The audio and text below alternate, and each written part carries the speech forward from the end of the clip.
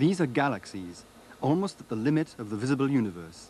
Cosmic architecture on the largest scale.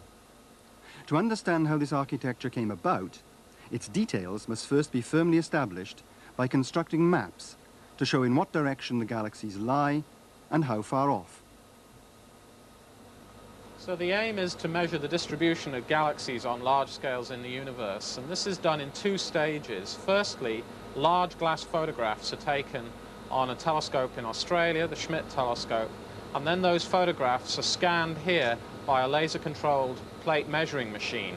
The aim of this first stage is to measure the positions precisely on the sky of galaxies, and also to tell the difference between those galaxies and the stars in our own Milky Way galaxy.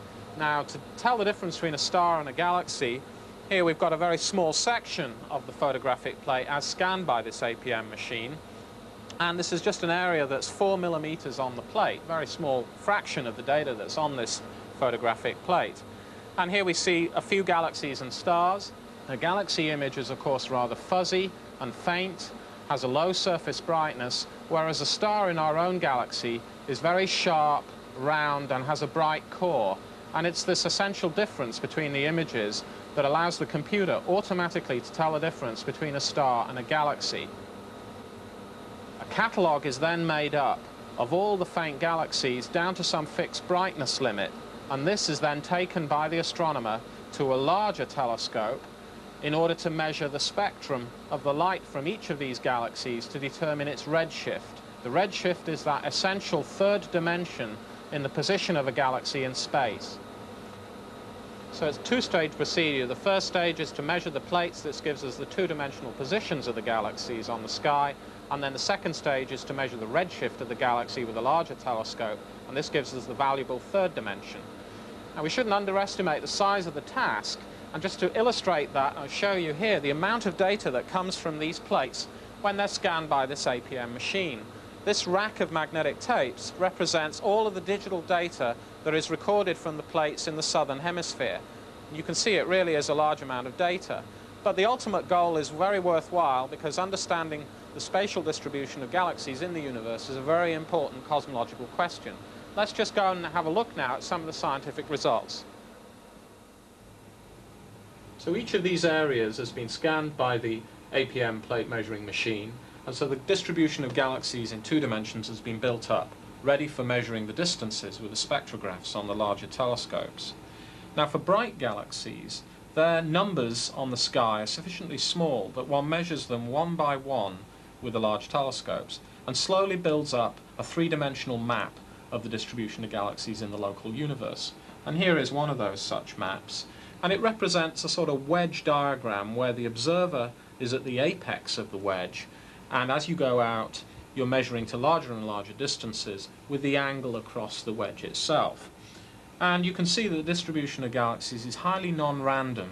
There are large clumps, clusters of galaxies on scales of 1 megaparsec or so, superclusters on scales of 10 megaparsecs, 20 megaparsecs, and even bridges and sheets joining these clusters on scales much larger. One of the most surprising results that has come out of the very nearby redshift surveys was the discovery of the Great Wall, a huge chain of galaxies about 100 megaparsecs long, which is one of the largest structures in the local universe. Now, astronomers are very concerned about these kind of structures, how they grew and formed in the early universe, but also whether the universe is really homogeneous on large scales. After all, this is a fundamental question in modern cosmology.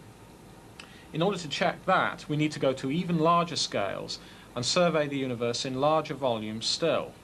Now here, a new instrumental technique makes measuring the redshifts much easier. By going to very large distances, we see many more galaxies, of course, and so their surface density on the sky is very much higher. Then we can use a fiber optic technique, where the light of each faint galaxy is fed by an optical fiber into the spectrograph, enabling us to measure the redshifts of galaxies, not one at a time, but 50 or 100 times simultaneously.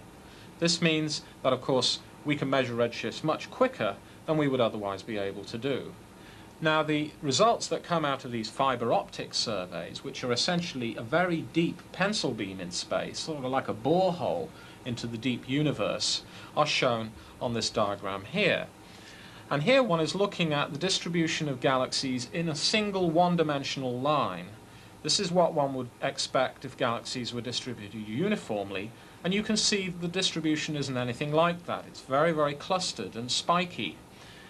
And fortunately, one of these spikes goes right through this Great Wall, and so one is in a sense intersecting wall after wall in making these deep pencil beam surveys. This was a very surprising result. Although we knew of the existence of the Great Wall, we didn't know how many such structures there might be in the universe. In fact, it appears that they're very common. Now, it's this complementary picture here between the local surveys, which cover a wide panoramic angle, but perforce have to study the galaxies one by one, and the deep pencil beam surveys here, which show the distribution of galaxies along a single line, that give us our picture of the current distribution of galaxies. In the future, what we would like to do is, of course, to open up the panoramic angle and go deep, and that's where the new telescopes, which will simultaneously have a wide field of view and have this fiber optic gain, will enable us to get the best picture of the distribution of galaxies in the deep universe. These three-dimensional surveys are obviously the ultimate goal, but they are going to take a long time to complete. Fortunately, a good deal can be learned from two-dimensional surveys, directions without distances. Although three-dimensional surveys have given us a good visual impression of what structure in the universe looks like, there is in fact much more data in two dimensions. We have surveys of several million galaxies, in fact, whereas only 30,000 galaxies have measured redshifts. So we can get much more accurate results from two-dimensional surveys. The results show that galaxies are clustered out to scales of about 100 megaparsecs.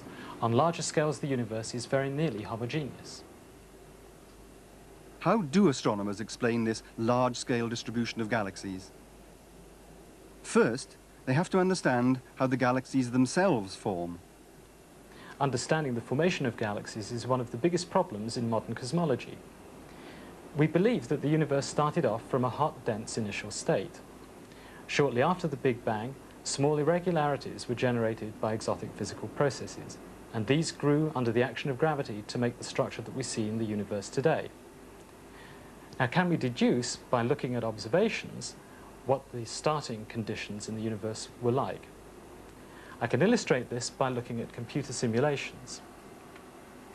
Here is a simulation of a slice of the universe. It is 300 megaparsecs by 300 megaparsecs by 30 megaparsecs deep, and shows that galaxies are clustered strongly on large scales. We see filaments, bubbles, and voids. Here is the simulation at an earlier time, when the universe was only 15% of its present age. The structure is less pronounced, and shows how gravity amplifies small irregularities to form galaxies, clusters of galaxies, and superclusters.